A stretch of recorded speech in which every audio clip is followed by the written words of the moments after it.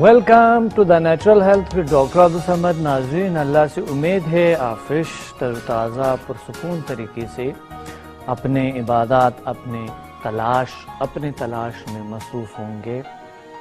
اور آج جو کہ اپنے متلاش، اپنے صلاحیتوں کے، اپنے طاقتوں کے، اپنے میگنیٹک فورس کے، اپنے روحانی صلاحیتوں کے متلاشی رہیں گے.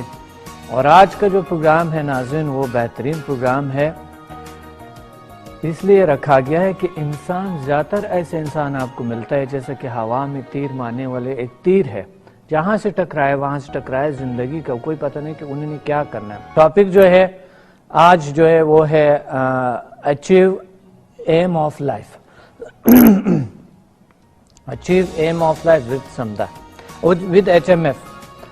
آپ ہمیں لائیو کال کر سکتے ہیں اور لائیو کال نمبر ہے 021358100215. یہ مکمل نمبر ہے. اور پھر اس کے ساتھ ایک وہ نمبر بھی ہے 67 ایون 8 نمبر بھی ہے. آپ اس نمبر میں سے کسی بھی مجھے کال کر سکتے ہیں. میرے ساتھ گفتگو میں آپ شامل ہو سکتے ہیں.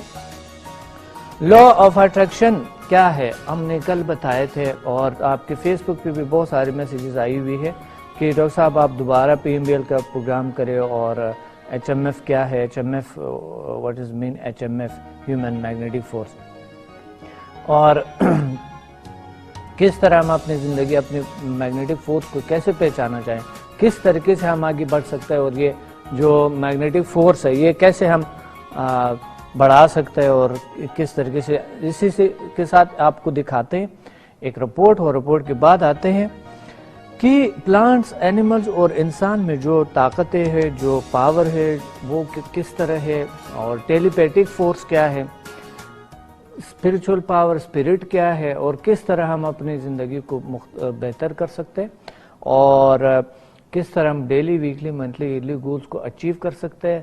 ہیلتھ، ہیپینس، سکسس کو کیسے اچیو کریں، اس پہ ایک رپورٹ دیکھیں. رپورٹ کے بعد میں آپ کو بتاتا رہوں گا.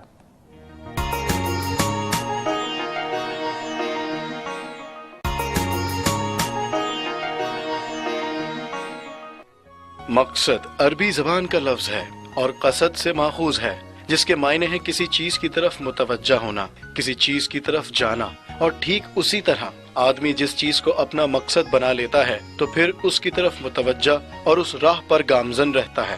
اہل عقل کے لیے ماہتاب منور کی طرح یہ حقیقت عیاں ہے کہ زمین و آسمان اور جو کچھ اس میں ہے، ان سب کا کوئی نہ کوئی مقصد ضرور ہے. پانی مادہ سیال ہے، تو کیا صرف پینا ہی اس کا مقصد ہے؟ مشرق سے مغرب اور شمال سے جنوب تک برق رفتار سے چلتی ہواؤں کا صرف تیزی سے چلنا ہی مقصد ہے؟ درختوں، پودوں، پھولوں اور پھلوں کا زمین سے اگ کر وقت مقررہ پر مرجھا جانا ہی مقصد ہے؟ برف پوش پہاڑوں اور تپتے صحراؤں کے صرف حرارت پہنچانا ہی مقصد ہے؟ بلند فضاؤں میں تیرتے پرندوں کی اڑان ہی مقصد ہے؟ پھولوں سے بھری وادیوں اور کانٹوں سے پٹی خاردار جھاڑیوں سے صرف پھول اور کانٹوں کی کسوٹی سمجھنا ہی مقصد ہے؟ مشرق سے ابھرتے سورج اور مغرب میں غائب ہوتے چاند کو صرف طلوع اور غروب ہی ہونا مقصد ہے؟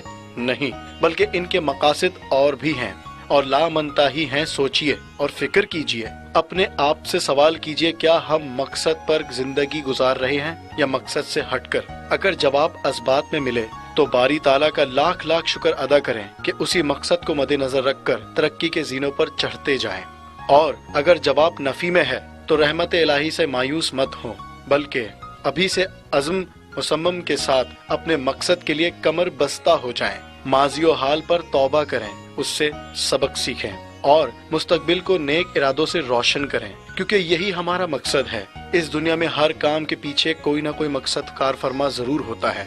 انسان کا ایک قدم بھی بلا مقصد نہیں اٹھتا. پہلے انسان دل میں کسی مقصد کا تعین کرتا ہے، پھر اس کے حصول کے لیے سرگرم ہوتا ہے. یہی زندگی کا اصول ہے. اب وہ اس سرگرمی میں بہت سے راستے اور طریقے اختیار کرتا ہے اور مختلف افعال سر انجام دیتا ہے، لیکن کسی بھی راستہ، طریقہ یا فعل کا انتخاب کرتے وقت وہ اپنے مقصد کو پیش نظر ضرور رکھتا ہے. تو کیا اس نے اپنی زندگی کے مقصد کو یاد رکھا یا بھول گیا؟ ایسے مسافر کی طرح جس کو کبھی منزل نہیں ملتی. ہم سمجھتے ہیں کہ اس دنیا میں جتنی بھی چیزیں ہیں، کسی کو بھی خدا نے بغیر مقصد کے پیدا نہیں کیا. پہلے زمانے میں یہ خیال تھا انسانی جسم کے اندر بعض چیزیں ایسی ہیں جن کا کوئی فائدہ نہیں ہے، لیکن آج سائنس نے ثابت کر دیا ہے کہ انسان کے جسم میں کوئی بھی چیز بے مقصد نہیں۔ بس جس عالم میں چھوٹی سے چھوٹی چیزیں بھی ہیں بغیر مقصد کے نہیں ہیں، تو کیسے ممکن ہے کہ خود انسان جس میں ہم اشرف المخلوقات سمجھتے ہیں اور سب سے افضل و برتر سمجھتے ہیں، وہ بغیر کسی مقصد کے دنیا میں آیا ہو؟ یقیناً اس کے دنیا میں آنے کا کوئی نہ کوئی مقصد ضرور ہے۔ ہمارے لیے اس مقصد کو سمجھنا بہت ضروری ہے جس کے لیے خدا نے انسان کو خلق کیا ہے۔ مقصد کو سمجھ لینا ہی 100% کامیابی نہیں، بہرحال مقصد کا سمجھ لینا کامیابی کی طرف قدم ضرور ہے۔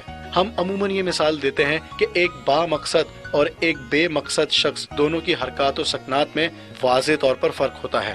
مثال کے طور پر آپ نے دیکھا ہوگا ایک آدمی صبح سویرے اٹھتا ہے اور اگر 7 بجے اسے یونیورسٹی، کالج یا ادارے میں پہنچنا ہے تو یہ شخص ناشتہ کر کے جب گھر سے چلتا ہے تو اسے اپنے لیے ٹائم متعین کرنا ہوتا ہے کہ اتنے بجے مجھے گھر سے روانہ ہونا ہے اور پھر گھر کو مطلوبہ جگہ کا فاصلہ اتنے منٹ میں طے ہوگا، تو یہ شخص جلدی سے چلتا ہے اور اپنے راستے کی طرف جاتا ہے، راستے میں فضول کھڑے ہو کر بات نہیں کرتا اور وقت پر اپنی جگہ پر پہنچ جاتا ہے۔ اس کے مقابلے میں دوسرا شخص جو صبح اٹھتا ہے، بے مقصد گھر سے نکلتا ہے اور ادھر ادھر دیکھتا ہے کس طرف چلوں، اسی سوچ میں اس کا کچھ وقت گزر جاتا ہے، پھر اس کے بعد وہ ایک طرف رخ کرتا ہے، اگر راستے میں کوئی پتھر پڑا ہو یا کوئی چیز پڑی ہو تو اسے ٹھوکر لگاتا ہے، کبھی پتھروں کے ساتھ کھیلتا ہے تو کبھی راستے میں کسی اور چیز کے ساتھ، کبھی کسی دکان کے سامنے کھڑا ہوتا ہے، پھر دکان کے اندر جا کر دیکھتا ہے کہ اس کے اندر کیا رکھا ہے، اور یوں ہی وہ 7-8 گھنٹے ضائع کر کے آ جاتا ہے۔ آخر میں سمجھتا ہے اس نے کوئی کام نہیں کیا۔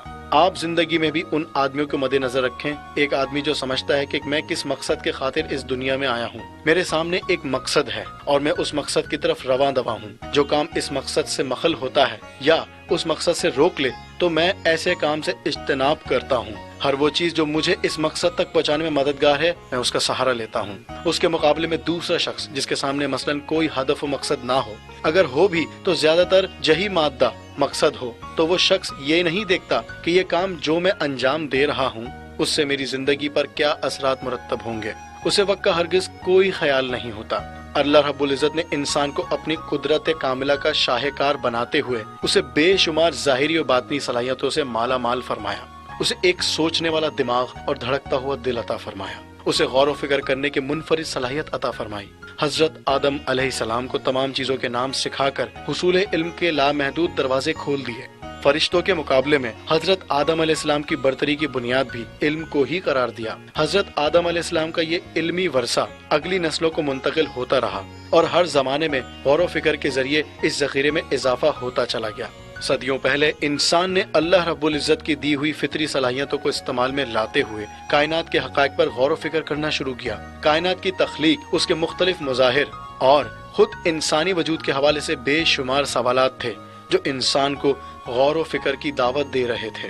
انسان نے ان پر غور کرنا شروع کیا اور سوچ و بچار کے نتیجے میں نئے نئے علوم وجود میں آئے۔ پچھلی نسلوں کے تجربات، مشاہدات اگلی نسلوں کو منتقل ہونے کے ساتھ ساتھ ہر آنے والے دن میں علم کے نئے نئے زاویے اشکار ہوتے چلے گئے۔ ان تمام انسانی کوششوں اور کاوشوں کے نتیجے میں جو علم معرض وجود میں آیا اسے سائنس کا نام دیا گیا۔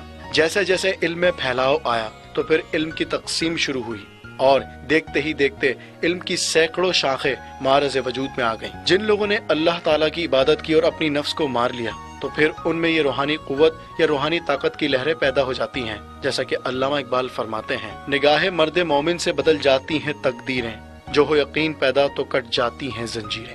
جیسا کہ آپ لوگ جانتے ہیں کہ حضرت عیسیٰ علیہ السلام کو اللہ پاک نے قوت دے رکھی تھی کہ وہ مردوں کو زندہ کر دیتے تھے اور کوڑ والوں کو ٹھیک کرتے تھے، اس طرح ہمارے نبی پاک صلی اللہ علیہ وسلم کے پاس یہ قوت موجود تھی جس کی کئی ایک مثالیں ہیں، مثلاً انگلیوں سے پانی نکالنا، لعاب دہن سے زخموں کو ٹھیک کر دینا، یہ سب اللہ کی طرف سے برقی قوت کی لہریں تھیں۔ آپ یہ بھی جانتے ہیں کہ جب انسان میں یہ صفات پیدا ہو جاتی ہیں تو لوگ ان کی طرف بھاگتے ہوئے آتے ہیں۔ حضرت علی حجویری رحمۃ اللہ علیہ اور حضرت معین الدین چشتی رحمۃ اللہ علیہ اور سب دوسرے بزرگ جنہوں نے مختلف سلسلے شروع کیے، ان میں اپنی کشش تھی جو اللہ پاک کی طرف سے عطا کردہ تھی۔ یہ بات تجربے میں آئی ہے کہ مرد یا عورت میں جب یہ خوبی پیدا ہوتی ہے تو لوگ ان کی طرف کھینچے چلے آتے ہیں۔ ایسے انسانوں میں در حقیقت ایک مقناطیسی کشش ہوتی ہے جو تقوی اختیار کرنے، اللہ کی عبادت اور نیک کام کرنے سے حاصل ہوتی ہے۔ بعض اوقات یہ قوت اللہ رب العزت اپنے مقرب بندوں کو بطور تحفے میں دیتا ہے۔ ہم جو کچھ اپنی زندگی میں بننا چاہتے ہیں، جو کچھ حاصل کرنا چاہتے ہیں، اسے پانے کی پہلی شرط ہے مانگنا۔ مانگنے کا مطلب ہے اس کی ایک سچی آرزو اور خواہش دل میں پیدا کرنا، پھر وقتاً فوقتاً اس کے متعلق سوچتے رہنا۔ علم مقناطیسیت کا کہنا ہے کہ جس طرح زمین کے اندر کشش ثقل کا قانون ہے جس کے ذریعے وہ ہر چیز کو اپنی طرف کھینچتی ہے، اسی طرح اس کائنات میں قانون کشش بھی موجود ہے، جس کا مطلب ہے ہماری سوچیں وجود رکھتی ہیں، اور ہم جس چیز یا جس حالت کو پانا چاہتے ہیں اس کے متعلق جاننے سے قانون کشش کے ذریعے ہم وہ چیزیں حاصل کر سکتے ہیں۔ کائنات کا خود کا نظام انہیں ہمارے لیے تخلیق کرنا شروع کر دیتا ہے، لیکن اس کے لیے ایک سچی آرزو اور خواہش کا ہونا ضروری ہے۔ ہمیں واضح طور پر معلوم ہونا چاہیے کہ ہم پانا کیا چاہتے ہیں۔ اگر معلوم ہی نہیں تو آئیے ڈاکٹر سمد کے پاس، آپ کی کامیابی نزدیک ہے۔